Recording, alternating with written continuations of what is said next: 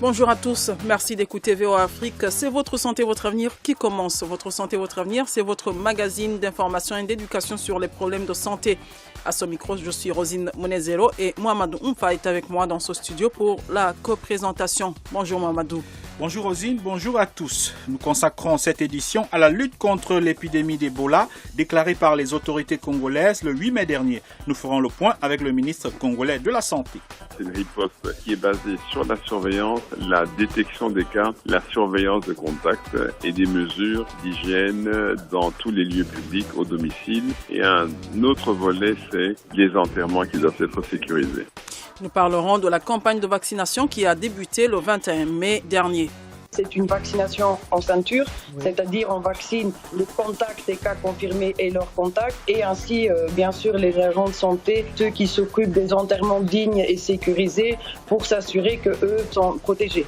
Et comme nous le verrons, la riposte intègre aussi les facteurs sociaux et culturels qui, s'ils sont négligés, peuvent compliquer la lutte. Il y a des personnes effectivement qui difficilement acceptent l'hospitalisation, des patients qui sont partis. Cet épisode malheureux nous permet aussi d'adapter une approche qui prenne en compte les croyances locales. Toutes ces informations et bien d'autres, ce sera dans la suite de ce programme. Mais pour commencer, voici l'actualité. Coup d'œil sur l'actualité. L'actualité santé, c'est avec Firmin Koyaouida. Bonjour Firmin. Bonjour Rosine. Alors commençons par l'épidémie d'Ebola en RDC. Quel est le bilan le plus récent de cette épidémie?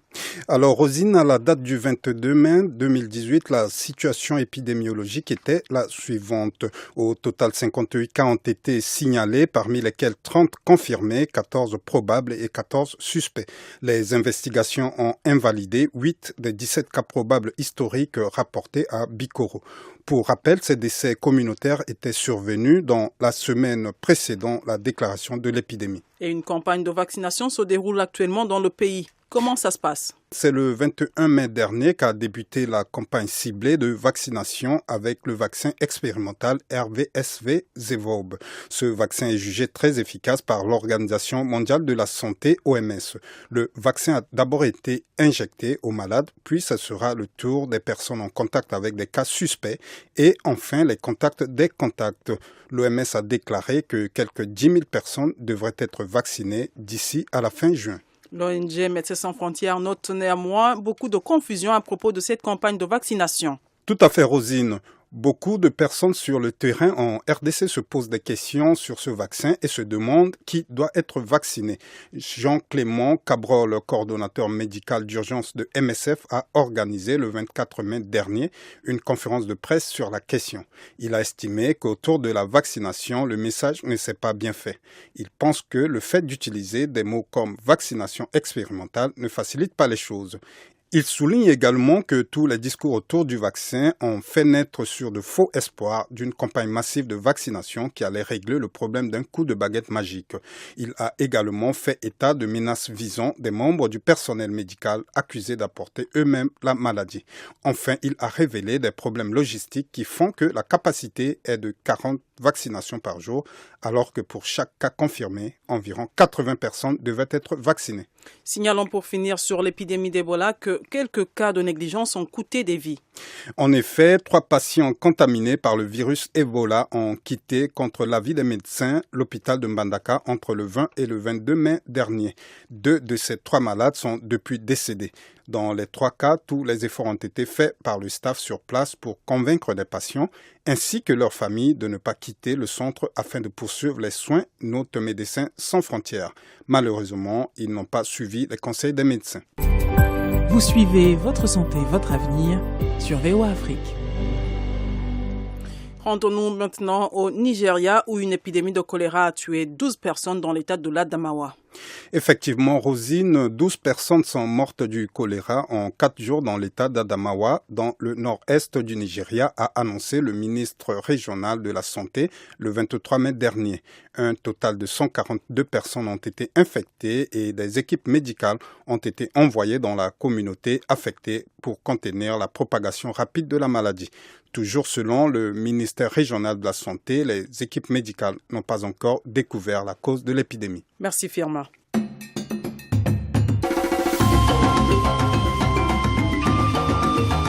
santé, votre avenir, l'invité de la semaine.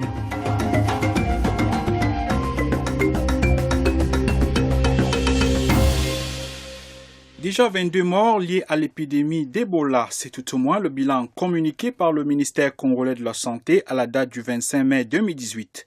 2 semaines après l'annonce de l'épidémie, la riposte s'organise. Mais la lutte est loin d'être facile et la sensibilisation reste un facteur déterminant pour convaincre les populations des dangers de la maladie. Entre le 20 et le 22 mai, 3 patients ont quitté contre l'avis du personnel soignant la zone d'isolation de l'hôpital de Ouangata à Mbandaka.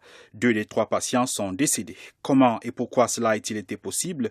Qu'est-ce qui est fait pour éviter que cela ne se reproduise? Edi Isango a joint à Kinshasa le docteur Oli Ilunga. Il est ministre congolais de la Santé. Voici ses explications. Non, d'abord, il faut savoir qu'un hôpital, c'est pas une prison et que même en cas d'épidémie, la liberté des gens est toujours là. Donc, en fait, effectivement, donc il y a eu des patients qui sont sortis et qui sont allés dans leur lieu de recueillement. On essaye de sensibiliser la population et de leur dire, oui, mais bon, quelles que soient les croyances culturelles et autres, l'essentiel, c'est de rester dans les centres de santé pour se faire traiter.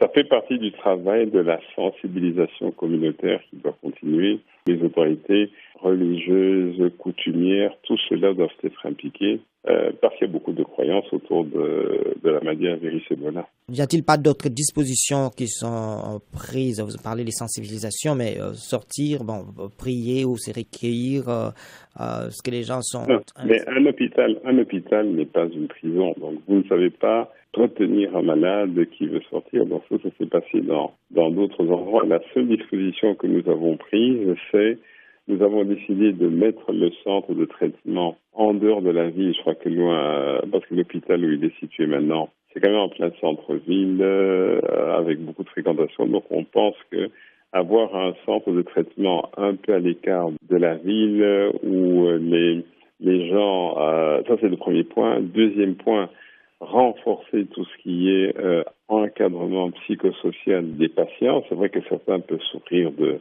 claustrophobie, penser qu'on porte atteinte à leur liberté. Donc, il faut convaincre les gens, il faut les encadrer, il faut les soutenir moralement, psychologiquement. On ne pourra jamais transformer un hôpital en prison. Comment les gens prennent-ils la campagne de vaccination qui a commencé? Peut-être c'est pour ça qu'ils sortent, pensant qu'ils sont désormais à l'abri? Non, pas du tout. Je crois que c'est 2 choses différentes. Non.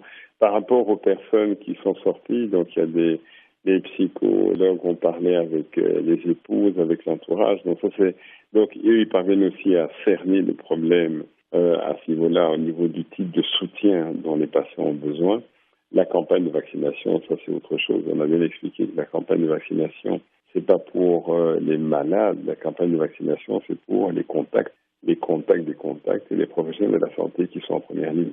Je crois qu'il n'y a pas d'interférence par rapport à la campagne de vaccination. C'est 2 messages tout à fait différents et quand on discute avec les familles, les épouses, l'entourage, ça n'était pas du tout en relation avec la vaccination. Comment se fait la sensibilisation dans la mesure où quand ils sont, par exemple, dans un centre de recueillement ou de prière, les gens parfois s'imposent les mains, parfois avec les prières, on peut s'échanger des salives en criant, en priant à haute voix. On vit dans un monde où les gens sont libres, donc on a sensibilisé les pasteurs, on a sensibilisé les autorités religieuses, donc c'est un travail de longue haleine, donc par rapport aux croyances des gens, par rapport à leur culture, vous n'avez pas d'autre arme que de les convaincre et d'obtenir la collaboration des autorités religieuses. Mais je pense qu'ici, il y a quand même tout un travail qui a été fait. Le pasteur de l'église est quelqu'un qui a parfaitement collaboré. C'est grâce à lui qu'on a pu récupérer un des patients qui était sorti de l'hôpital. Donc,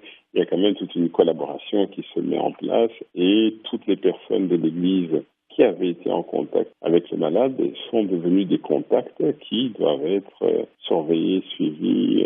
Les contacts de ces contacts-là aussi sont suivis. Donc, les outils sont là pour surveiller et gérer des situations comme celle-là, tout en continuant la sensibilisation des pasteurs et des différentes autorités coutumières et autres. Entre-temps, la viande de brousse continue à être vendue sur le marché et les gens s'en en procurent. Il n'y a pas de relation avec la viande de brousse. La viande de brousse bien cuite, elle peut continuer à être consommée. Le message à la population n'est pas, on ne leur a pas interdit de manger la viande cuite, la viande de brousse. Les consignes, c'est toujours des mesures d'hygiène de lavage des mains. Les consignes pour les chasseurs, c'est de ne pas prendre un animal mort dans la forêt, de ne pas dépecer un animal mort dans la forêt.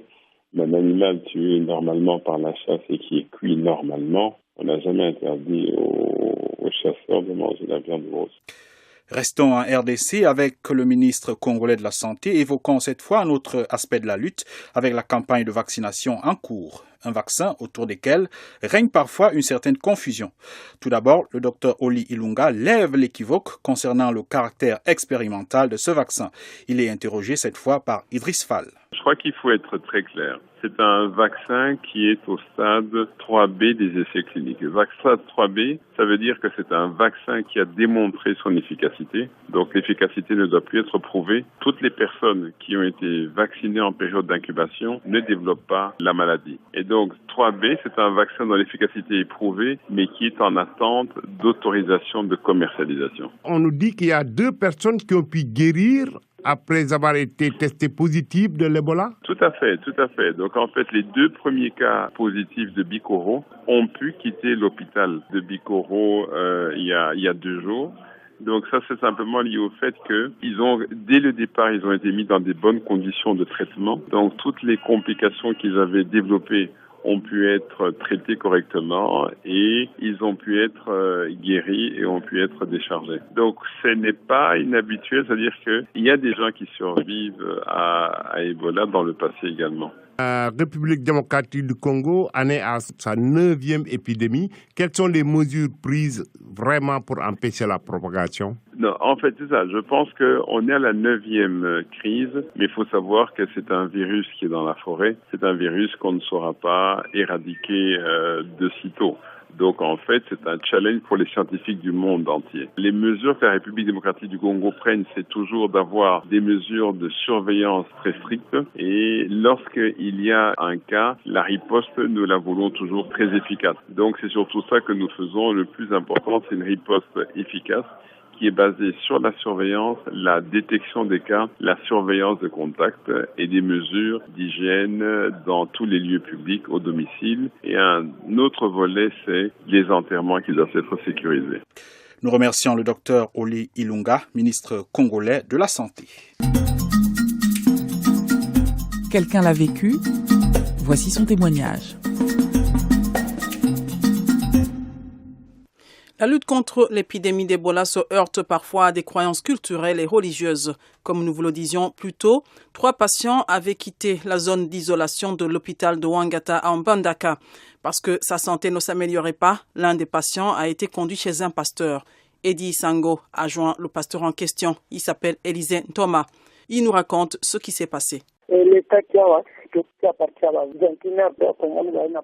C'était vers 21h. On nous a amené un monsieur transporté sur un taxi-moto. Il est entré dans l'église et nous avons prié pour son cas. Mais vers minuit, des policiers et des médecins sont arrivés et nous ont demandé comment le monsieur était à ce lieu alors qu'il était en quarantaine, hospitalisé parce qu'atteint de la maladie à virus Ebola. Et nous avons répondu que sa femme, son fils et quelques autres membres de sa famille l'ont amené, disant qu'il était à l'hôpital depuis 2 mois et qu'il y a beaucoup souffert sans amélioration.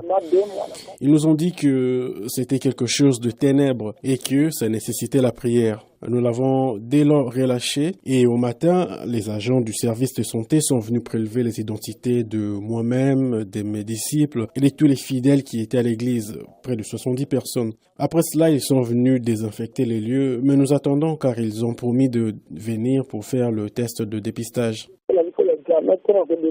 Quelles précautions avez-vous prises lors de la prière pour éviter tout contact ou toute contamination? Nous ne savions pas que la personne était atteinte par la fièvre hémorragique d'Ebola. Ce sont les médecins qui sont venus nous prévenir que si nous voyons une personne avec des écoulements du nez, vomissant et faisant de la diarrhée sanguinolente, il s'agit de symptômes de la maladie à virus Ebola. Mais avant cela, nous ne savions rien de signes de cette maladie. Nous étions dans l'ignorance complète. Qu'en est-il d'autres personnes sorties de l'isolement qui sont mortes? Les aviez-vous aussi reçues dans votre lieu de prière?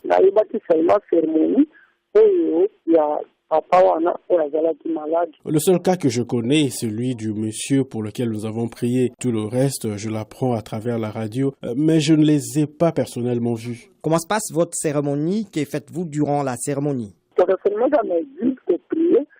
Nous prions simplement sans autre chose, tellement que le malade était à l'agonie.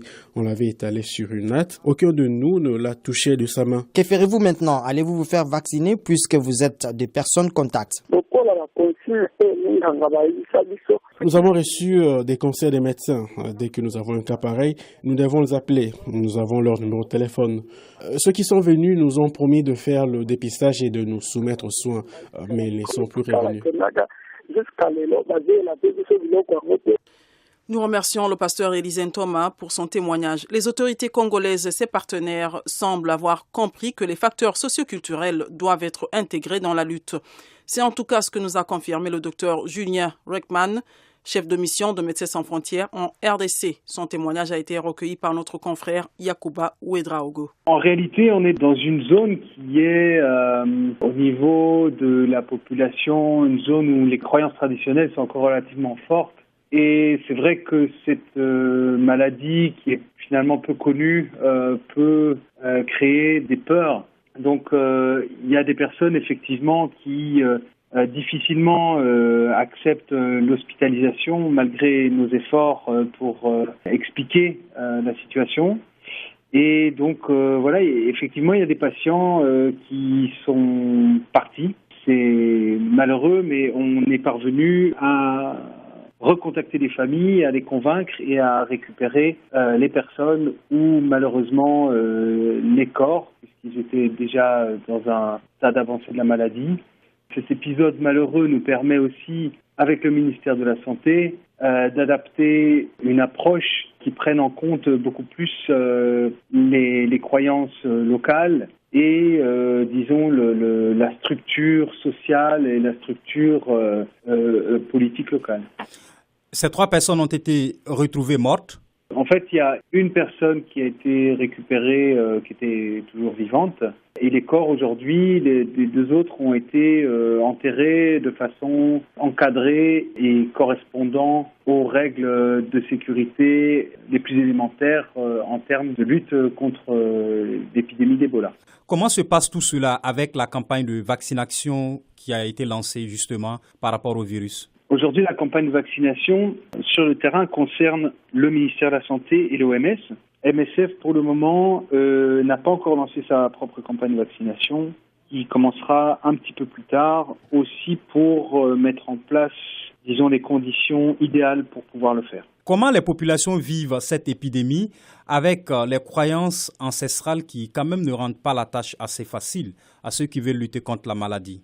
Oui, alors c'est tout un travail à faire. Alors c'est ce qu'on appelle la promotion à la santé. Alors le terme est très très générique, mais en réalité il s'agit d'avoir des gens qui connaissent bien les croyances. On a même une anthropologue qui travaille avec cette équipe-là pour arriver à dessiner le message le plus recevable qui rentre dans un processus de pensée locale qui soit adapté. Évidemment, c'est des zones où le niveau d'éducation est parfois assez simple et voilà, il faut pouvoir adapter notre discours pour expliquer le mieux possible aux gens que leur propre santé est importante, c'est-à-dire que au plus ils vont chercher de l'aide médicale rapidement lorsqu'ils développent des symptômes, au plus leurs chances de guérison seront élevées. Et aussi qu'ils ont une responsabilité par rapport au reste de la communauté, quand ils sont malades ou quand ils ont un proche qui est malade, de devoir trouver de l'aide dans une structure de santé pour pouvoir l'isoler et de ne pas infecter d'autres personnes. Donc il faut vraiment trouver le langage qui va parler au cœur des gens et à leur raison pour pouvoir continuer à endiguer la maladie. Nous remercions le docteur Julien Reckman, chef de mission de Médecins sans frontières en RDC. Autre partenaire en pointe dans la lutte, c'est l'Organisation mondiale de la santé, OMS. C'est l'OMS qui pilote la campagne de vaccination qui a débuté le 21 mai dernier. L'objectif est de limiter la propagation de l'épidémie au-delà du foyer actuel. Pour en parler, Jacques Aristide a contacté le docteur René Van de Wert. Elle est responsable des opérations d'urgence de l'OMS. L'OMS est-elle inquiète d'une propagation à l'échelle nationale et régionale? Non, nous sommes en alerte, comme vous dites très bien. On a eu effectivement identifié 630 contacts, un peu plus. Et comme on a dit d'abord, on va aussi entamer une vaccination de ces contacts. On a mis bien sûr les grandes villes comme Kinshasa et Kisangani en alerte, ainsi que les pays voisins, surtout le Congo-Brazzaville et la République centrafricaine, pour qu'ils puissent prendre des mesures, surtout sur des points d'entrée. Et on travaille bien sûr dans la ville de Mbandaka pour s'assurer que toutes les infrastructures sanitaires appliquent le protocole pour bien identifier les cas suspects et les amener dans les centres de traitement qui sont gérés par nos amis de Médecins sans frontières. Que faut-il savoir sur le vaccin exactement? Quelle est son efficacité contre Ebola? Et y en aura-t-il en quantité suffisante pour les populations concernées? Oui, et premièrement, on l'appelle plus un vaccin expérimental. Le vaccin a montré ses preuves dans l'épidémie dont vous avez parlé en Afrique de l'Ouest, où on a vacciné plus de 16 000 personnes avec ce vaccin.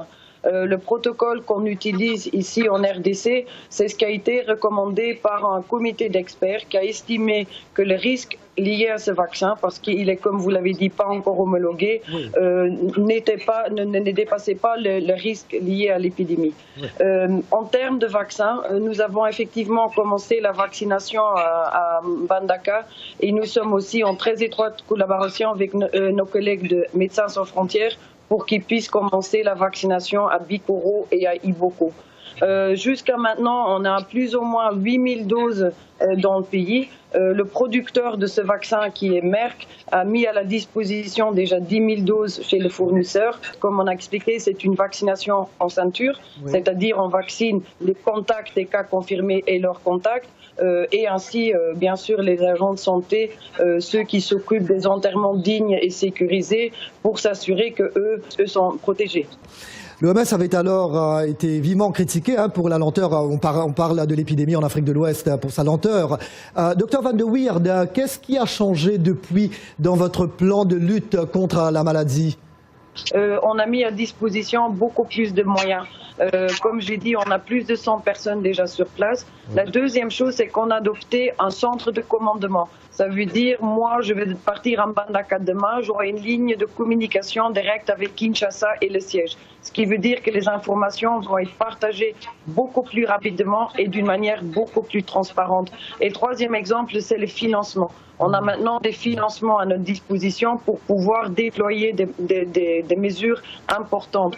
On a parlé des hommes, mais on a aussi beaucoup de matériel qui arrivait déjà, qui est en train de monter sur Mbandaka, Bikoro et Mbandaka. Et le vaccin, on n'en est qu'un exemple.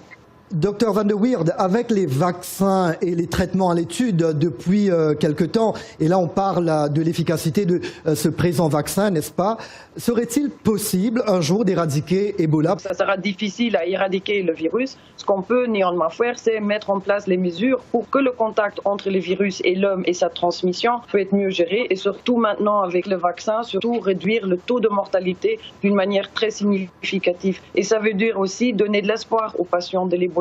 Avant, on n'avait pas de vaccin, on n'avait pas de traitement en cours. Ça veut dire on peut changer la courbe de l'épidémiologie et changer la perception qu'on a sur cette maladie. A-t-on besoin de plus de laboratoires pointus en Afrique? C'est un grand changement aussi. Aujourd'hui, en RDC, on a des laboratoires, quand je vous parle, à Bikoro, à Mbandaka, qui peuvent confirmer les cas d'Ebola. Ce n'était pas le cas avant. Et même il y a 2-3 semaines, on devait envoyer les échantillons de la province de l'Équateur ici au labo national pour la confirmation. On a pu décentraliser des laboratoires avec des technologies très modernes pour pouvoir faire la confirmation plus proche.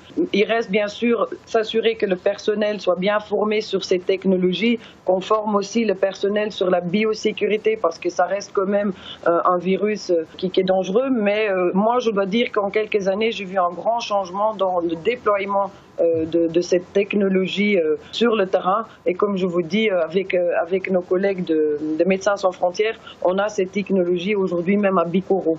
Pouvez-vous rassurer les Congolais que la situation est bien sous contrôle, qu'on peut maîtriser cette situation et que donc il n'y a pas vraiment de gros dangers? On est dans le début de l'épidémie. On a quand même des cas dans une grande ville comme Mbandaka. Ça veut dire qu'on doit être vigilant, mettre en place des mesures aussi d'entrée et de sortie des bateaux, bien informer le personnel de la santé qui doivent être en alerte, que dès qu'il y a un patient qui présente des signes qui sont suspects, qu'on contacte les centres de traitement.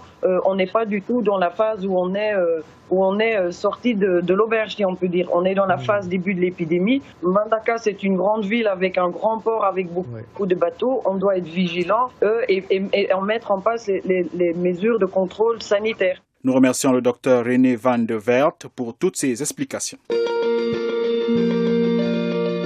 Questions et commentaires, c'est maintenant. Chers auditeurs, un expert vous répond.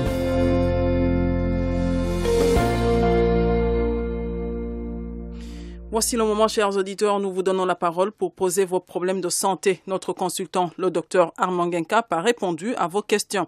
Le docteur Guincap est médecin urgentiste et praticien au centre hospitalier universitaire de Soissons, en France. Je suis Kachova Taolia Espérance, docteur, suis en ville de Beni au Nord Kivu. Je voudrais savoir si une personne vivant avec le VIH-Sida peut avoir le même quotient intellectuel qu'un enfant né sans cette maladie contagieuse. Ce que je peux répondre à Espérance, c'est que bien évidemment, une personne qui vit avec le VIH-Sida peut avoir le même quotient intellectuel, sinon avoir même un quotient intellectuel plus élevé qu'une autre personne qui ne souffre pas de cette maladie-là.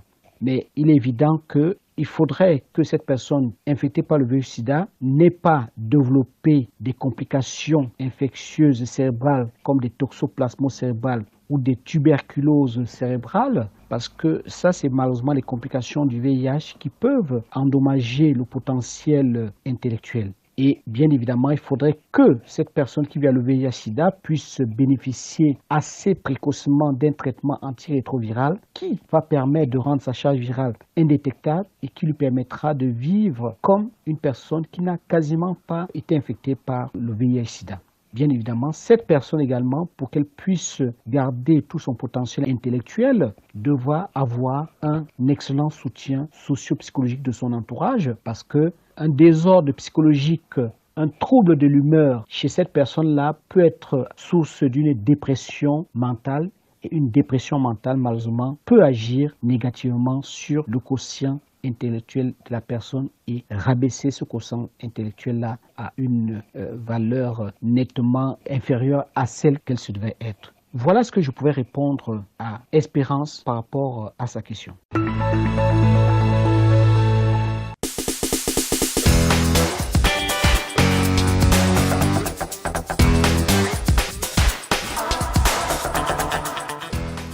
C'est ici que prend fin votre santé, votre avenir. Cette édition était consacrée à la lutte contre la 9e épidémie d'Ebola en République démocratique du Congo. Pour en parler, nous avons reçu comme invité le docteur Oli Ilunga, ministre de la Santé de la RDC. Il nous a parlé des opérations de riposte déployées par le gouvernement congolais et ses partenaires.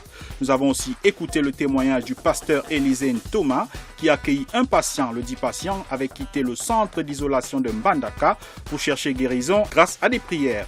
Et dans le cadre des opérations de riposte, nous avons écouté le docteur Julien Reckman, chef de mission de Médecins sans frontières en RDC. Nous avons enfin écouté le docteur René Van de Wert, responsable des opérations d'urgence de l'Organisation mondiale de la santé. Nous leur disons merci. Merci également à Firmin Koyaweda qui était là avec nous pour vous présenter les événements qui font l'actualité santé. Un grand merci à nos différents collègues de la rédaction centrale de La Voix de l'Amérique, Idriss Fall, Eddie Isango, Jacques Aristide Yakuba ou Edra Ogo qui ont contribué à la préparation de cette édition. Une édition réalisée avec le concours de Tchèque Thierry et de Thomas Blondé qui était à la console. À la présentation, c'était Rosine Mounezero et j'étais en compagnie de Mamadou Oumfa. Continuez à écouter VOA Afrique et n'oubliez surtout pas de prendre soin de votre santé car votre santé, c'est votre avenir. À très bientôt.